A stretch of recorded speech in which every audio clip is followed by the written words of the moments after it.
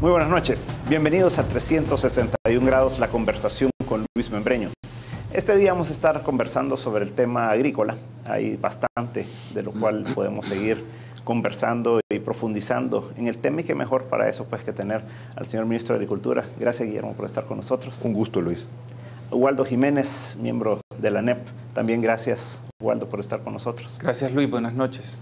Y Luis Felipe Trigueros, aparte de agricultor también, ¿verdad? Miembro y asesor de Camagro. Así que muchas gracias, Luis Felipe, muchas por estar con nosotros. Por estar con ustedes. Guillermo, si querés, comencemos de un solo. Vamos al tema. ¿Cómo está la situación del agro en el mundo? Llamémoslo así, hemos hablado bastante de la sequía que hay en Estados Unidos, que afecta a Europa, Rusia, Argentina. ¿Cómo está visualizando esta situación al grado que estamos ahora, y por dónde se puede ir desenvolviendo en los próximos meses? Sí.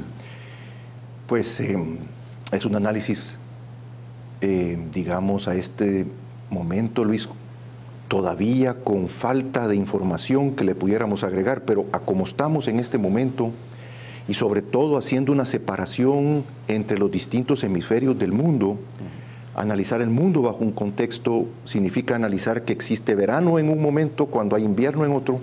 Y entonces ahora vamos a hablar de Estados Unidos, que en su verano ha tenido cosechas que de alguna manera han sido tremendamente afectadas por una sequía que les ha golpeado, y es una sequía que desde 1932, según los artículos, no se presentaba con esta severidad. Todavía falta. La cosecha está en este momento siendo, digamos, extraída de los terrenos. Los rendimientos, y aquí discúlpenme por las conversiones, pero los rendimientos allá son en bushels por acres, y entonces esto es un complicado, y son 123 bushel por acre el rendimiento que están esperando ahorita, cuando normalmente histórico el promedio es alrededor de los 146. Los Estados Unidos esperaba una cosecha récord también. Los Estados Unidos estaban esperando una cosecha de 14 billones de bushels, que es una medida, un bushel son 39 más o menos, .36 libras. Esperaba esa cosecha récord, sembró para esa cosecha récord, y le vino este tremendo problema de la sequía. Actualmente están proyectando tener alrededor de unos 10.7 millones de bushels. Esto llevaría más o menos a unos 279 millones de toneladas métricas. Digamos, hablando de maíz amarillo, y hay que hacer una separación muy sustancial entre el maíz amarillo y el resto de maíz blanco, ¿verdad? Solo maíz amarillo. Maíz amarillo es el que tiene este problema en este momento. El trigo, en los Estados Unidos, continuando en los Estados Unidos, el trigo tuvo una cosecha normal, tuvo una cosecha que no se afectó, rendimientos más o menos normales, pero su precio está subiendo en esta oportunidad porque el maíz está subiendo de precio a consecuencia de la disminución de la producción de maíz amarillo.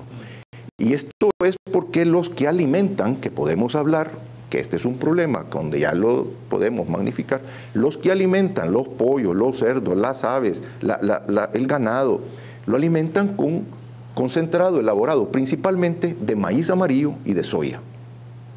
Entonces, al maíz amarillo haber levantado sus precios como lo está haciendo, están buscando un sustituto con el trigo. Y esto está afectando al trigo.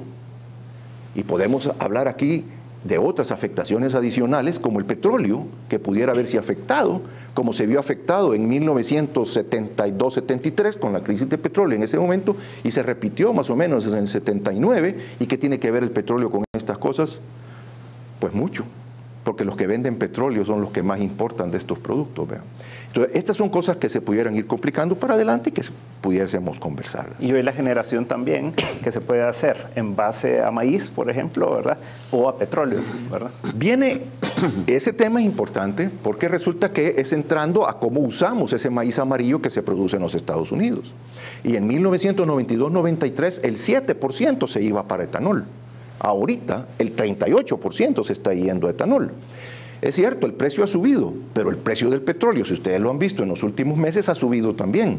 El inventario de petróleo ha caído alrededor de un 8 o 9% y el precio del petróleo ha subido alrededor de un 25%. En las acciones, se reflejan en las acciones de las empresas grandes como Chevron, como Exxon. Entonces, es un problema que a medida lo vamos profundizando, va como entrando en las entrañas de otros sistemas.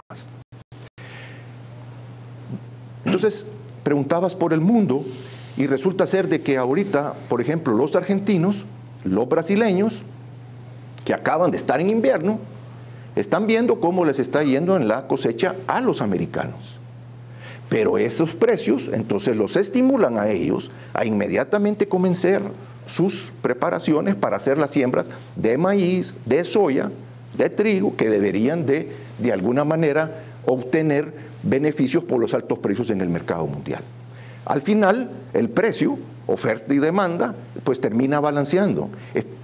Por supuesto, no vamos a esperar que ellos van a reemplazar la producción de los Estados Unidos, porque los Estados Unidos representan muchísimo más producción, pero sí pueden de alguna manera paliar. Por eso decía, en este momento, analizando bajo este contexto, en este día, pues la situación se ve hacia adelante complicada. Aunque existen reacciones que puede el mundo dar a esta situación, sembrando más para producir los productos que en este momento están complicados. El problema, Guillermo, es que como se ve la sequía, y se ha visto pues en Estados Unidos, en Rusia en este momento, se ha visto como impactado también en Argentina, y el monzón en la India también ya se está hablando de que está lloviendo menos, pues entonces también ahí se puede afectar la cosecha en esa zona que es también relevante para el mundo, ¿verdad? Sí, esto se puede complicar en la medida en que obviamente el agua no venga a la tierra. La única forma de paliar esto es de alguna manera, como hicimos nosotros, tratar de sembrar y que Estados Unidos de alguna manera Estados Unidos estaba esperando una cosecha récord por alguna razón, y nosotros estábamos esperando una cosecha récord por alguna razón, y es por el cambio climático. Nosotros sabemos, no sabemos para dónde va a agarrar, lo que sí sabemos es que estamos en un cambio climático. Ahí hablábamos que debemos de construir puentes para que sean bien altos y aguanten grandes cantidades de agua, sí, también, pero no va a pasar en el río a lo mejor agua por muchos años porque no sabemos si va a haber sequía o va a haber exceso. O sea, estamos en un cambio climático y no sabemos para dónde va a agarrar. Pero lo que podemos hacer es producir, tratar de incentivar que se produzca lo más que se pueda, tratando de alguna manera de controlar las variables, aquellas sobre las cuales tenemos algún control, como es, por ejemplo, riego. Entonces venimos y estamos tratando de incentivar que nosotros coloquemos riego. O sea, este es un problema en este momento coyuntural, pero le tenemos que buscar soluciones que de alguna manera se apeguen a una cuestionante que es un cambio climático que no sabemos para dónde va a agarrar y que tiene variables que van en los dos extremos. Entonces, hacer cosas que de alguna manera queden en medio y que de alguna manera nos lleven en este camino hasta que se defina por dónde va el mundo en cuanto a clima a dictar la pauta. Waldo, cuando uno ve los impactos, vemos el sector agrícola, la verdad que es un sector bien impactado en este momento por la sequía. También vemos un sector como el eléctrico, ¿verdad? En el que estamos viendo precios de la electricidad muy altos, impactado por un lado porque no hay agua, ¿verdad? Para la generación, suficiente agua para la generación, y por el otro lado el precio del petróleo subiendo, ¿verdad? Por lo que la energía térmica tiende a ser más cara. ¿Cómo visualizas tú entonces ambos factores, el factor agrícola, ¿verdad? Y el factor eléctrico, el impacto que vamos a tener en el país, pues? Mira, Luis, los problemas que suceden en el mundo, esos precios que se forman internacionales de los diferentes commodities, del trigo, del maíz, del petróleo, no solo incorporan lo que ha sucedido, digamos, sino que también incorporan cuáles son las expectativas que tienen los agentes de lo que sucederá en el futuro. No saben exactamente qué va a suceder, pero sí tienen una expectativa. Entonces, eso sucede en ese mercado, pero también sucede en el mercado eléctrico. En el mercado eléctrico, si bien hace un año cambiamos de sistema y pasamos a un sistema de costos, también los agentes tienen expectativas de lo que sucederá en el futuro. Y la limitante que tenemos en El Salvador es que hacen falta más proyectos de generación.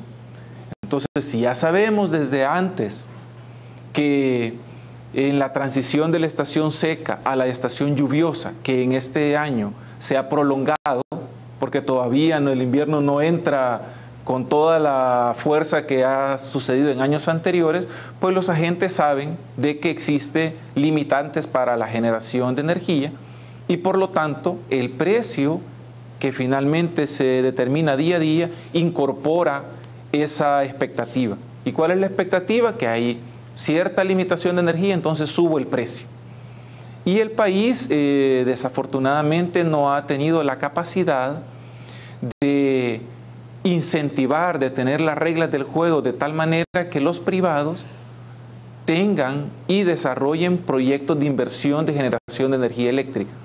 Y esto es así porque no tiene que ver necesariamente con lo que está sucediendo en este gobierno, pero que también, esto es así porque un proyecto de generación de energía eléctrica demora varios años de estudios, después varios años de permisos y después varios años de ejecución.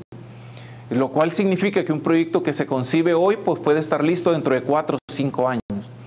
Entonces, la expectativa que se puede hacer ahora es que los precios de la energía están altos en este tiempo, afectados por el cambio climático, por un invierno que todavía no termina de llenar las presas hidroeléctricas que representan el 40% de la generación de energía en este país. El año pasado, a estas alturas, y el año anterior, la energía eléctrica, el 40% que generan las centrales hidroeléctricas estaba disponible para el país, algo que no sucede hoy. Entonces, creemos nosotros que tenemos problemas hoy, pero que seguramente vamos a tener problemas los años siguientes, porque van a hacer falta proyectos de generación de energía eléctrica. Y eso al final provoca precios que no son competitivos y que pagamos todos los consumidores, las empresas y las familias, restándole competitividad a la economía del país. Luis Felipe, cuando uno ve el agro, y tú andas bastante en la calle por esto, ¿cómo se percibe la situación en el campo hoy en día? Bueno, realmente pues la situación que se ha generado con la sequía ha sido bien focalizada en la zona oriental, especialmente pues un poco en la paracentral y en la zona oriental. Se decía antes que la zona oriental sembraba la mayor cantidad de maíz en la postrera, pero en los últimos años, por los precios y por otras condiciones, pues ellos han cambiado también y se ha sembrado más en la primera siembra que en la postrera.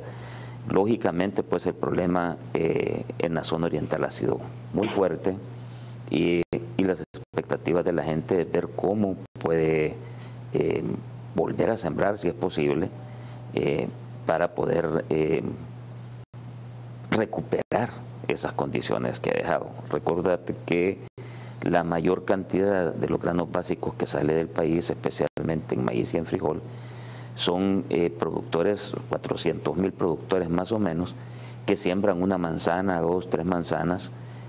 Yo me alargaría a pensar que el 95% del maíz que sale en el país sale de ese tipo de productores, que se les ha pensado en llamar productores de subsistencia, pero que al final son el granero del país. Ahí está la comida del país. Ellos producen cierta cantidad, posiblemente alrededor de 50 quintales en una manzana. De eso guardan 18 quintales para su alimentación anual y el resto lo van sacando poco a poco al mercado, ¿verdad? Eso es lo que nos permite que los mercados reaccionen en los precios. Si el flujo de producto hacia los mercados es constante, como normalmente es, pues los precios están estables. Pero en el momento en que los flujos empiezan a bajar, entonces los precios empiezan a incrementarse, porque todos empiezan a cobrar un poco más por su producto, ¿verdad? Hasta el productor, pues, que le vende al picachero o al camionero que le compra su producto en su lugar de producción o en su casa donde lo tienen granerado, quiere cobrar un poco más, quiere tener un mejor margen el transportista y por supuesto llega pues a un costo mayor, a una inversión mayor al mercado y el mayorista pues también tiene que tener un incremento en lo que percibe por la inversión que está generando, ¿verdad? Entonces, se complica un poco esa situación. Okay, perfecto, vamos a unos comerciales, pero a la vuelta, Guillermo, entremos entonces ya al país, ¿verdad? ¿Cómo no? ¿Cómo estamos en los diferentes rubros de los cereales y ver qué perspectivas tenemos, ¿verdad? Magnífico. No nos cambie, en un momento estamos de nuevo con 361 grados.